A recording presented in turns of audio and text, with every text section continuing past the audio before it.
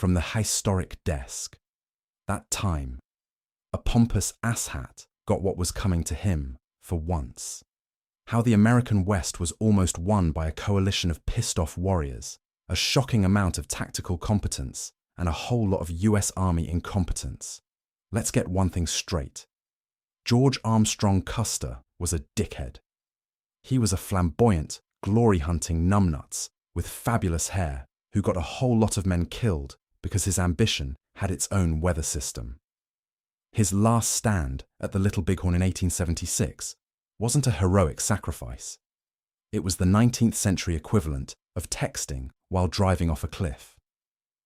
The part history usually glosses over, with the solemnity of a constipated owl, is what a goddamn banger of a victory it was for the combined Lakota, Cheyenne, and Arapaho forces. And in our glorious, beer-soaked timeline, they didn't stop there. See, the usual narrative is that after kicking Custer's golden-haired ass clean off his shoulders, the tribes scattered to the four winds, because that's what tribes did. But according to the recently discovered, in my basement last Tuesday, tallow-stained journal of Brother Bartholomew the Perpetually Alarmed, that's not what happened. Instead of dispersing, Sitting Bull, Crazy Horse, and a few other key players had a powwow. Their conversation, loosely translated from the original Lakota, went something like this. "Holy shit, did you see that? We absolutely rinsed those uniformed clowns. Are they all that bad?"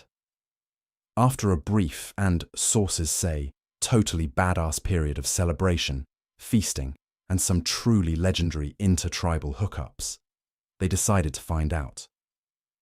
When General Please God Don't Let Me Get Custard Crook came marching up a few months later, spoiling for a fight, he wasn't met by a scattered foe.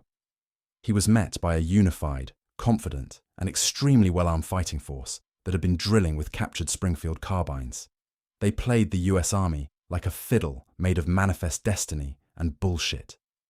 Using classic guerrilla tactics, which the Army generals, trained to march in straight lines like angry penguins, still hadn't figured out, the coalition lured Crook's forces into a series of embarrassing traps.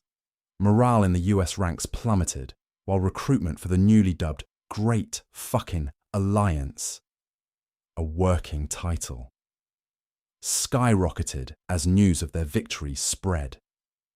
Suddenly, being a hostile looked a hell of a lot smarter than signing another treaty for 3 blankets and a case of dysentery.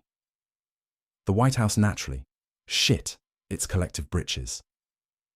President Ulysses S. Grant, a man whose liver had seen more action than most of his generals, was faced with an absolute clusterfuck. He'd send more troops. They'd get outsmarted. He'd send more supplies. They'd get captured in daring nighttime raids that were equal parts tactical genius and sheer balls-out bravado. According to a papal bull I definitely didn't invent, the Vatican briefly considered declaring Crazy Horse a saint before remembering they were on the other team.